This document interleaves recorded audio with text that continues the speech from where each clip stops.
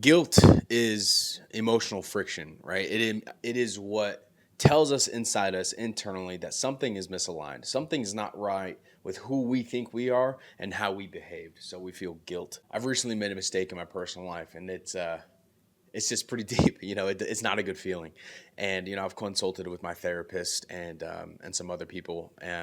But the one that really interests me the most and how she said it really kind of it made sense to me, so I thought I'd talk about it. I was talking to my mom. She was talking about the mistakes she's made when it comes to me, my parents' marriage, the whole nine. She has a lot of guilt, but what she does, she uses guilt as a way to keep her moving forward.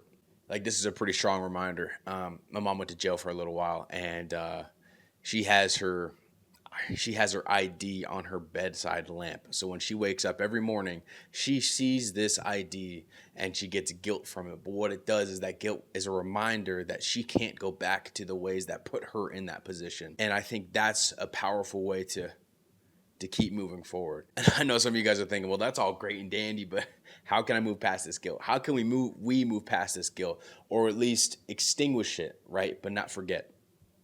We need to acknowledge it without judgment. Okay, we messed up.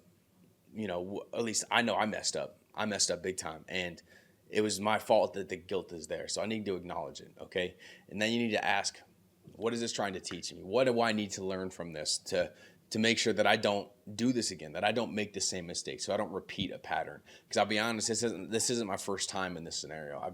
I've messed up before in the same concept, right? And so it's like, okay, why am I repeating this pattern? Why am I coming back to the same scenario and making the same mistake that I have in the past, right? There's something that I haven't learned, and there's something that I need to learn to continue moving forward.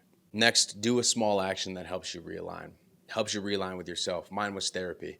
I went to my therapist, and I obviously talked about it, which helped extinguish a lot of it because it help me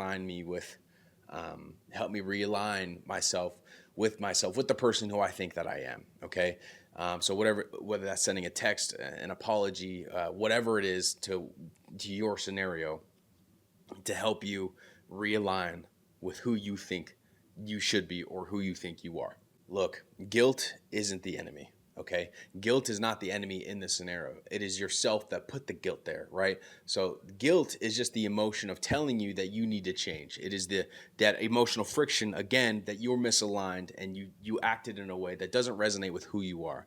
So remember, guilt is not the enemy. It is yourself that put the guilt in, that put the guilt there. That is your enemy. And what can you do to change that? What can you do to change the narrative? Okay, to make sure that this doesn't happen again. Everybody makes mistakes. You're not perfect. You're not perfect, and that's okay.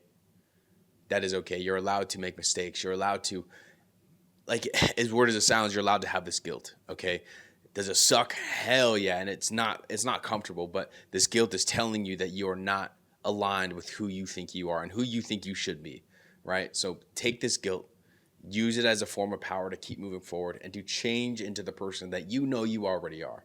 Okay, and again, mistakes happen. Mistakes happen. You're allowed to make mistakes. You're human. We're not perfect. We're far from it.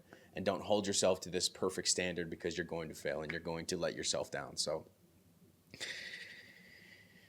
subscribe to Uncharted Potential. This is where we grow. This is where we become better. I'll see you in the next one.